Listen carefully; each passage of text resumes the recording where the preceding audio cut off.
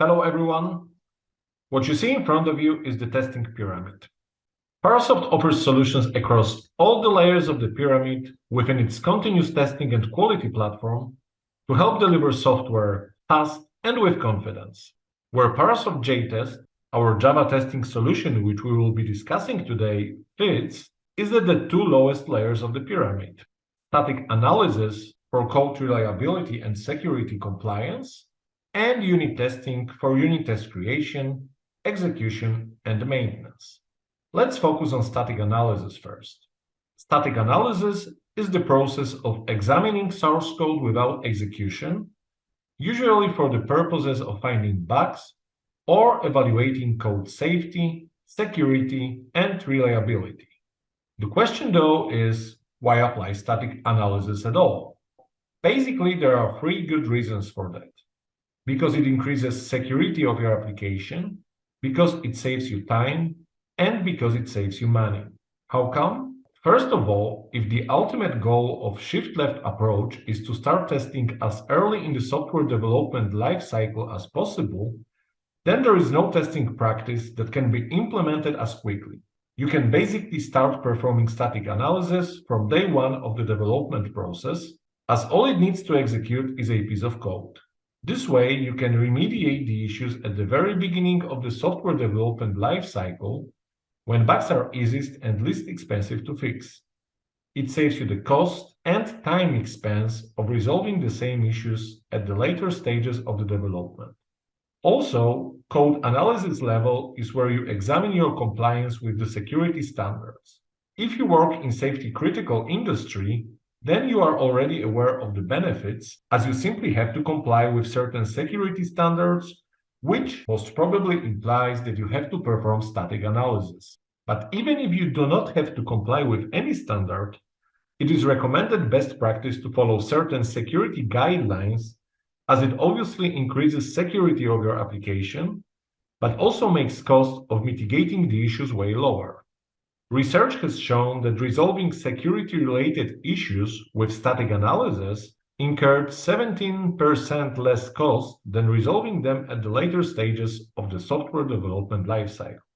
Parasoft Jtest offers state-of-the-art static analysis capabilities, which includes the most extensive set of code checkers on the market, with over 2,000 different rules covering a wide range of issues, from code smells through possible injections, serialization issues, thread and synchronization issues, to logic errors, resource usage, code duplicates, and many, many more. It also offers out-of-the-box compliance with the most important Java security standards, including OWASP Top 10, CWE Top 25, CWE on the cusp, UL 2900, and PCI DSS. It can produce standardized compliance reports as defined by certain standards, which basically means that we speak the language of those standards. Parasoft Jtest seamlessly integrates with most of the modern CI/CD pipelines, including Jenkins, Azure DevOps, GitHub, GitLab, or TeamCity, enabling full automation and leveraging reporting capabilities of management and reporting platforms such as SonarQube or our very own Parasoft DTP. Let me show you the most typical setup for running static analysis in your organization. You would start off with installing Parasoft Jtest on developers' desktops as either IntelliJ or, as in this case, Eclipse IDE plugin. Developers can continuously execute static analysis as they work on the code to receive instant feedback on code quality. They can jump straight to the place in the code where a certain violation occurred. They can also check the documentation for each and every violation if needed to facilitate fixing those issues. In the documentation, they will find a short description of the violation. They will find information on security relevance, on parameters that they can set, on benefits of applying a certain checker in the test workflow, and an example of how the violation looks like and how it can be repaired. At some point, they commit changes to the source control, which usually triggers a set of actions in the CI/CD pipeline, including static analysis of the code. Probably once a day, you would also send the report from the analysis in the pipeline to the reporting platform. There is a lot of information that you can get and a lot of actions you can take once you have results in the platform. One of them being managing reported issues from all across your project, prioritizing them, and assigning them back to the developers. This prioritization process in the Parasoft DTP is powered by AI, which identifies hotspots within the code, while machine learning observes the team's interaction with the violations, substantially limiting manual input necessary to prioritize findings. Here I have a well-trained machine learning model which can prioritize issues for me, so that I do not need to look through them one by one. Once the prioritization is finished, you get the information on the predicted action for all the violations that machine learning model was able to prioritize. You can also review complete security compliance dashboards, for example, for OWASP Top 10. As you will notice over here, this is the vocabulary of the OWASP standard: exploitability, weakness prevalence, weakness detectability, technical impacts. So basically, DTP creates the report in a format defined by the standard, which means that we speak the language of the standard. Now, let's switch our focus to the unit testing capabilities of the tool. The value of unit testing is well known, especially in the agile development organizations, so I don't want to elaborate too much on that. The thing with unit testing is that most companies don't do enough of it in the code development phase, and unless you apply it properly, you are not getting the value out of it. According to a report by Forrester, only 42% of the organizations unit test always. And by always, I mean for every project in every cycle.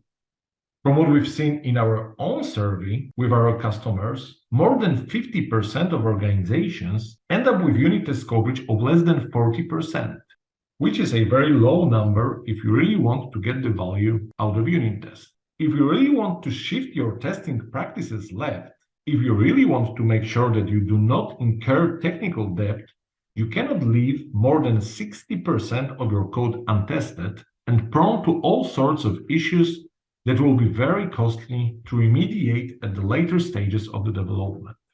But why do organizations don't focus enough on unit testing? Main reason for that are limited time and limited human resources. If organizations have limited number of developers and they need to choose between implementing new functionality versus writing more unit tests, they usually go for the first option. When they need to choose between sticking to their release date or expanding unit test coverage, they would obviously rather stick to the schedule. Then it is also not easy to find qualified, experienced developers who are willing to engage their time in writing unit tests, as they would rather write new functionalities than engage in creating unit tests, very often for the code that they have not created. And then, even if you have your tests in place, you still need to maintain them, making sure that they are still functional as you modify and expand your code base, which is yet another tedious, time-consuming task. All in all, writing and maintaining high-quality unit tests adds around 40% of an overhead for the development process, which is quite a huge investment in terms of time, resources, and money. How can Parasoft Jtest help you address those issues? Well, Jtest will automatically create meaningful, fully functional, compilable, and executable unit tests for you with a single click of a button, which will make the process of unit test creation way quicker and way less engaging, helping you make your release dates and not distracting your developers from their daily development tasks. When executing unit tests, Jtest performs runtime analysis, which helps the developer debug test cases and provides recommendations on how they can augment and expand them, making developers' job easier and substantially limiting time they need to spend on this activity. Generated tests are by design easy to maintain, with Jtest further facilitating that process by its AI-infused capabilities on finding coverage gaps, eliminating redundant tests, and selectively modifying and expanding unit test suites only where they need to be modified, taking the burden of costly test maintenance off you. Let me show you how it works in practice. Developers are working on the code base inside the IDE and want to create some tests for the method or a whole class that they have written. What they would do with Jtest, instead of writing these tests manually from scratch, is have them generated in bulk with just a few clicks. What they get once the tests are generated is a fully functional unit test. It contains a test method for each and every method in the original test class. It has some mocks wherever they are necessary. It contains helper methods to customize and configure those mocks. It contains assertions wherever possible. It also contains a helper method to set private field. Once the tests are created, we can execute them to get coverage calculated and receive some recommendations from the tool. Let's see what coverage we are getting for this particular class that we are testing. Well, you can see that it is a very high number. We are getting 85% of coverage, so we were able to automatically cover most of the code. Now let's look through the recommendations that we are getting from the tool. They are divided into categories.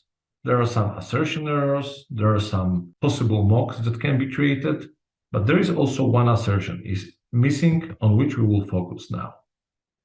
Jtest gives us a hint that it can automatically track the execution of this test to observe the state of the objects and create assertions. But before I do that, let's take a look at the test method. Customer object has not been initialized, so we can initialize it automatically, either by instantiating it or by mocking it.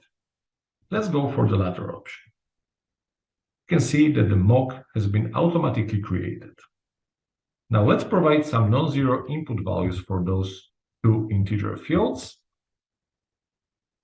And let's follow the recommendation to track the execution and track the state of relevant objects. Once the tests are executed once again, and once the state of the object is tracked, you can see that I am getting recommendations on what assertions I can create. Let's create those assertions in bulk. The test method has been expanded by the assertions that I have automatically created with Jtest. I will run the test once again, and you can see that I am getting yet another recommendation, that there is a possibly mockable method call which I can mock. I will click on mock it, and you can see that the mock has been automatically created. What I am getting is a very nice unit test which was created without me writing a single line of code. Now, you will also notice that for this particular method that we are working on, we have a three-way conditional, and only first condition was covered thus far. What we can do is either find out what inputs we should provide to cover all of the conditions, or what we can do with Parasoft Jtest is we can automatically create parameterized tests. Jtest was able to generate some parameterized inputs, and once I execute this test with those parameters, you will notice that I was able to cover all of the lines of this particular method. Further flow is very similar to what we've done with static analysis. Code and tests are committed by developer to source control, CI/CD pipeline is being triggered, executing those unit tests and calculating coverage, and results are being sent over to the reporting platform, which I am going to show you in a second. But before I do that, let's discuss one more thing related to unit testing in Jtest. Jtest can also perform test impact analysis or change-based testing, providing us with the information on how modifications in our code base have affected the tests that we have for our project. How it works is that on top of the coverage analysis, Parasoft Jtest collects information on the code that each test covers, or which code is exercised by which tests, to determine the code that has changed, and applies the information inside the IDE or a CI/CD pipeline for a fast feedback on which tests should be executed to validate the changes. Why is it important? Well, first of all, because the developers can get a quick feedback on whether the changes that they have introduced have caused any regression. They can quickly execute just those few tests that did retesting inside their IDE and make sure that they did not break anything, I mean any functionality, with the piece of code that they have created. Then they can commit the code to source control and get the same feedback from within CI/CD pipeline within minutes, as the execution of those affected tests will be very quick. Second reason being the time and resource savings related to executing just a set of affected tests versus all of the unit tests across your project, which can be substantial. Here we can see actual number of tests executed in the pipeline for one of our projects in subsequent executions. On the left, you can see the scenario where we executed all of our unit tests. On the right, you can see the situation where we applied test impact analysis to only execute the tests that have been affected by the changes in the code base. You can see that this is a huge difference, executing on average 50 to 100 tests versus 4,000 to 4,500 tests. In that case, we are talking about minutes versus hours of test execution. Now let's switch to the IDE and see how it works in practice. When developers introduce some changes to their code base, they get instant feedback on which tests have been affected by those changes.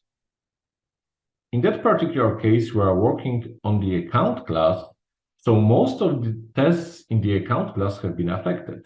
But you can see that some tests in the bank class have also been affected. And that's because for some methods, we need to instantiate the account object first. So it will also affect the tests in the bank class. We can execute those tests. And within 2 seconds, we get an instant feedback on which tests have been affected by the changes that we have introduced. We can see that 6 tests are failing, which probably means that we either need to revert our changes, or at least we need to analyze what we want to do with that. After committing the changes to the source control, we would trigger test impact analysis from the CI/CD pipeline. For the project that I am working on, you can see that I have first executed all of the unit tests across project, which took 2 minutes and 10 seconds. And then I have only executed the tests that have been impacted by recent changes, which took merely 18 seconds.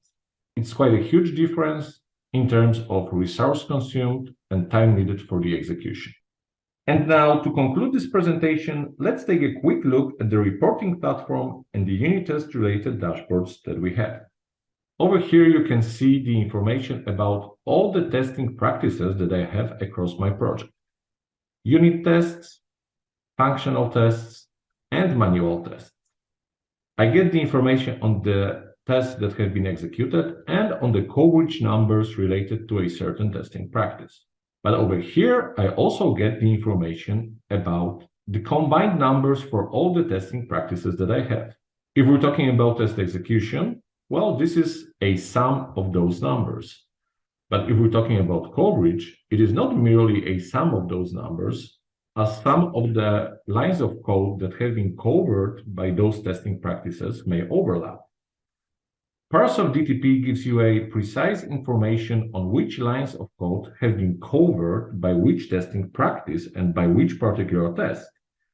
With that information, you can really find out where you should focus your testing efforts so that you tackle your coverage gaps rather than areas of code which are already covered by your different testing practice. That's a very valuable information which can help you divert your resources to where they are needed the most.